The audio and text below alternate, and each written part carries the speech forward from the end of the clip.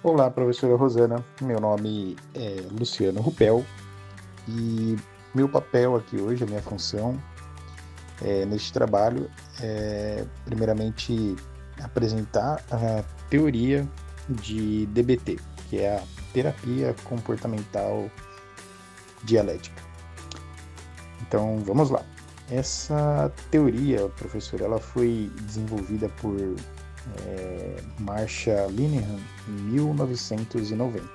Ela foi criada inicialmente para o tratamento de transtorno de personalidade borderline, e a DBT ela surgiu a partir da própria vivência da autora, que afirmou, abre aspas, eu estava no inferno e fiz uma promessa. Quando eu saísse, eu iria voltar e tirar os outros dali. Fecha aspas. A DBT é uma modalidade de terapia cognitivo-comportamental fundamentada na teoria biosocial, segundo a qual a desregulação emocional resulta da interação entre vulnerabilidades biológicas e ambientes sociais invalidantes. Do ponto de vista biológico, considera-se fatores hereditários, condições intrauterinas, danos cerebrais, experiências precoces que influenciam o funcionamento emocional e, enfim, já as influências sociais, elas incluem padrões familiares que invalidam emoções, reforçam respostas emocionais desadaptativas ou falham em ensinar habilidades adequadas de regulação. Esse contexto gera no indivíduo dificuldades para reconhecer, modular e confiar as suas próprias experiências internas. A base dialética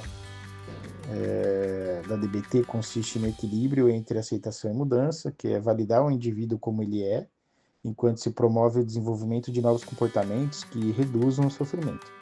Assim, a teoria destaca a importância das dificuldades de regulação emocional, tanto o excesso quanto a falta de controle, e busca auxiliar o indivíduo a construir um repertório emocional mais flexível. A DBT ela estrutura-se em 4 conjuntos de habilidades centrais, que é o Mindfulness, que é a atenção plena, que ela ensina a observar, descrever e participar das experiências internas e externas sem julgamento. A efetividade interpessoal, que desenvolve assertividade, comunicação clara e manutenção de relações saudáveis. A regulação emocional, que ajuda a identificar emoções, reduzir vulnerabilidades e alterar respostas disfuncionais. E, por último, a tolerância do mal-estar, que fornece estratégias para enfrentar crises sem recorrer a comportamentos impulsivos ou autodestrutivos. E nessa parte final, eu vou falar sobre o tratamento, que é organizado em 4 fases progressivas, que é, primeiro, a estabilização, que é a redução de comportamentos de riscos de impulsividade. O processamento emocional, que é o trabalho com experiências dolorosas e diminuição da evitação. E o terceiro, que é a construção de vida significativa, desenvolvimento de autoestima, metas e estabilidade emocional. E por último, que é o crescimento contínuo, que busca de propósito a autorrealização e manutenção dos ganhos terapêuticos. É isso, essa foi a minha parte, e agora as meninas vão seguir aqui com a continuação do trabalho. Olá, meu nome é Nayara Cavalcante e eu vou fazer a apresentação do nosso quadro clínico. O nosso caso, ele é de uma mulher de 32 anos, negra, casada, mãe de um menino de 7 anos, heterossexual e trabalha como profissional da área da saúde. Ela é filha adotiva de uma família com 4 irmãos, onde ela não possui vínculo sanguíneo com nenhum deles. O motivo principal da busca da nossa paciente foi após um episódio de estresse no ambiente de trabalho, onde ela teve uma discussão com o superior e o mesmo fez comentários racistas para ela e trocou ela de setor no trabalho e de local. Então, ao chegar em casa depois desse episódio, depois dessa discussão, ela estava muito desorganizada emocionalmente e fez uma tentativa de suicídio, onde foi contida pelo marido. No primeiro contato com o terapeuta, ela relata sentir-se completamente perdida, dizendo frases como: "Eu não quero mais viver, ninguém gosta de mim, todos vão tentar me destruir". Sendo assim, a sua queixa central é uma sensação intensa e constante de vazio. E sempre com essa sensação, ela tem ideações suicidas para, segundo ela, tirar essa dor da alma dela. Esses sentimentos, eles já estão presentes desde o início da adolescência dela, onde ela associa bastante esse sofrimento ao fato dela ter sido adotada. Falando sobre a experiência de abandono, sempre correlacionando esse sofrimento com a experiência de abandono que ela sofreu. E apesar dela ter recebido bastante afeto do pai, relata uma relação materna extremamente violenta, marcada por agressões verbais e físicas desde os 2 anos de idade, onde esses episódios foram ficando mais sérios ao longo do tempo, chegando ao ponto da mãe esfregar uma esponja de aço em seu corpo, porque dizia que ela estava encardida. A nossa paciente também apresenta explosões de raiva desde a adolescência, com gritos e quebra de objetos, sem conseguir explicar o que motivou ela a fazer essas ações. No ambiente escolar, ela sofreu racismo e exclusão, o que acabou prejudicando ainda mais e intensificando as suas crises e o seu desempenho escolar. Aos 15 anos, ela iniciou comportamentos autolesivos, onde ela se cortava para aliviar a sua angústia. Em um episódio grave, após uma agressão verbal de sua mãe, tentou esfaqueá-la e acabou sendo internada por 10 dias em um hospital psiquiátrico. Já na sua vida adulta, apesar de ter desenvolvido algumas amizades na faculdade, sempre viveu relações marcadas por medo dela ser rejeitada ou abandonada. Também iniciou o uso frequente de álcool e maconha, o que mantém até hoje, justificando que as substâncias ajudam a aliviar os sentimentos de abandono dela e de sofrimento. Já aos 25 anos, ela acabou engravidando de um relacionamento breve, onde atualmente o filho mora com o pai e não convive com ela, mas a avó materna mantém contato próximo com a criança, o que desencadeia intensas crises de raiva na nossa paciente, já que ela nunca teve uma relação boa com essa mãe. Ela também afirma não ter afinidade com crianças e evita se aproximar do próprio filho. Já atualmente, ela é casada há 3 anos e o marido relata grande dificuldade em lidar com sua instabilidade emocional, onde durante as crises dela, onde ela grita, quebra objetos e faz até mesmo compras impulsivas de alto valor no cartão dele. Após um impulso, sente-se esvaziada e volta ao uso de bebida para aliviar o mal-estar.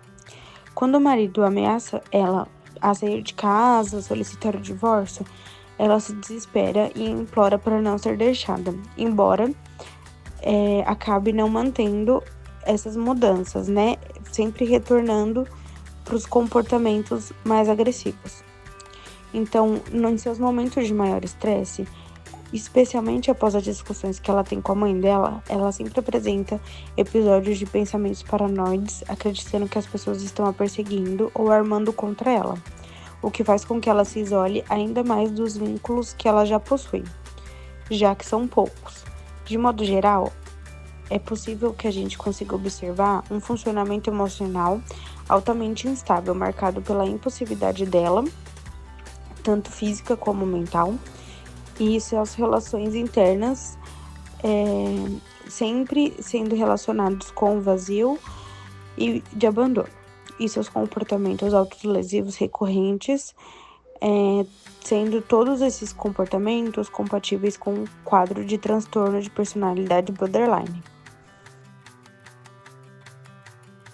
Bom, agora vamos entender de forma rápida como que funcionam as classificações dos transtornos de personalidade na psicologia. Primeiro, eles são divididos em 3 grupos, que seria o grupo A, que inclui transtornos de paranoide, esquizoide e esquizotípico. São perfis mais marcados por comportamentos excêntricos ou estranhos. O grupo B, ele engloba pacientes com comportamentos dramáticos, emotivos ou imprevisíveis, como antissocial, histriônico, narcisista e borderline. O grupo C reúne personalidades evitativas, dependentes e obsessivos compulsivos. agora focando no transtorno de personalidade borderline, também chamado de TPB, ele é caracterizado por uma forte instabilidade emocional, impulsividade, dificuldades nos relacionamentos e uma autoimagem muito negativa. A pessoa vive como se estivesse sempre no limite entre a razão e a emoção. Entre as principais características estão medo intenso de abandono, mudanças emocionais rápidas, impulsividade, relacionamentos intensos e instáveis, sensação constante de vazio, agressividade, pensamentos ou ameaças suicidas e comportamentos de autoagressão. Sobre as causas, elas podem ser biológicas, que seria alterações em áreas do cérebro relacionado às emoções, genéticas, quando há histórico familiar, e ambientais, como traumas na infância, abuso, negligência ou relações familiares instáveis. O diagnóstico é feito a partir de uma avaliação completa do comportamento das emoções e da história da vida do paciente, e o tratamento é multidisciplinar. Inclui psicoterapia, especialmente a terapia cognitivo-comportamental, e a terapia comportamental dialética. Uso de medicamentos quando necessário, terapia em grupo para melhorar o convívio social e, nos casos mais graves com riscos de vida, a hospitalização. Bom, retomando um pouquinho do que o Luciano trouxe no início do nosso trabalho, a dialética central dessa terapia é o equilíbrio entre a validação e a aceitação do indivíduo, mais a mudança de comportamento que causa ali o sofrimento, né? E isso acontece através de técnicas e estratégias. E uma das intervenções que a gente propôs para esse caso foi justamente o treino de habilidades. Então, habilidades de mindfulness, de eficácia interpessoal, regulação emocional e a tolerância ao mal-estar. Esse treino de habilidades, ele pode ser feito tanto individual quanto em grupo. Mas a gente acredita que para o caso da Demi seja interessante fazer esse treino de habilidades de forma grupal, porque ela já traz muito sentimento de desamparo e de vazio, que ela associou muito ao fato dela ser adotada, então um sentimento ali de não pertencer. E aí, quando a gente trabalha isso em grupo, a gente tem uma criação de vínculo, a gente incentiva ali o convívio e retoma um pouquinho esse sentimento de pertencimento. E aí, é importante que ela tenha esse treino de habilidades, porque no Mindfulness ela vai ter uma atenção focada no problema a partir da observação, e com isso a gente tem ali uma redução das respostas automáticas e impulsivas que ela tem a partir de estímulos aversivos para ela. A eficácia interpessoal para auxiliar na criação de objetivos e na imposição de limites, mas que sejam limites saudáveis e não limites que tragam algum risco à integridade física dela.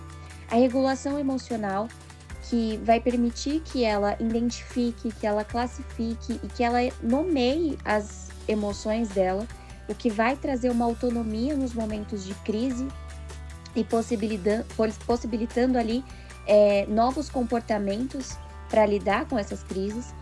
E, por fim, a tolerância ao mal-estar, que vai ensinar ali a lidar com as emoções intensas sem gerar mais impulsividade. E fora, o treino das habilidades, a outra intervenção que a gente escolheu e que se faz muito necessária é o acompanhamento psicoterápico individual, semanalmente, para poder analisar como que está sendo o desenvolvimento dessas habilidades e como que ela está sendo aplicada dentro do dia a dia, principalmente a da tolerância ao mal-estar, porque a gente tem muita presença ali de comportamentos autodestrutivos, como a automutilação e o abuso das substâncias. A gente também já teve ali a presença de pensamentos e de tentativas suicidas. Então é importante que exista esse acompanhamento semanal para que a gente consiga observar como que tá esses sentimentos e como que ela tá lidando com isso, de uma forma saudável, ou se precisa uma adaptação. Então é importante que aconteça, além do treino de habilidades, o acompanhamento individual. Olá, professora, estou aqui de volta agora para trazer para você as considerações finais e levamos em consideração todos os casos que você nos trouxe como cases, além do aprendizado, né, da disciplina, para dar suporte a essa nossa análise. Por sinal, tinha uma pergunta muito parecida na avaliação integrada, né, sobre um caso similar. E nesse caso em específico, né, a análise ela evidencia, né, como as experiências negativas, né, de precoces, de abandono, violência, invalidação emocional e relações familiares instáveis, elas contribuíram para a formação de padrões desadaptativos e intensificação da desregulação emocional da paciente. Esses elementos somados à impulsividade, ao abuso de substâncias e a crises recorrentes nos vínculos afetivos e sociais reforçam um quadro compatível com um transtorno de personalidade borderline. Diante desse cenário, a DBT apresenta-se como uma abordagem adequada, pois ela oferece, né, estratégias eficazes para manejar aí as emoções intensas, reduzir comportamentos autolesivos e principalmente promover aí uma maior estabilidade. Essas intervenções propostas, né, incluindo psicoterapia individual focada em regulação emocional e tolerância ao sofrimento, além de atividades grupais voltadas ao mindfulness e a eficácia interpessoal, ela permite ampliar aí a consciência emocional e desenvolver respostas mais adaptativas às situações de estresse. Por isso pode ajudar muito nesse caso. Então a gente conclui que a DBT ela proporciona um caminho terapêutico estruturado e validado cientificamente, capaz de auxiliar a paciente na construção de um repertório emocional mais saudável e na diminuição de comportamentos de risco. Embora o processo demande tempo e consciência, a abordagem ela oferece recursos fundamentais para que a paciente avance em direções de uma vida mais equilibrada, saudável e significativa. Acho que é isso, professora. A gente dá por encerrado esse trabalho e agradece não só ao semestre, mas também essa oportunidade de aprendizado. Eu acho que é isso. Grande abraço, professora, e até breve.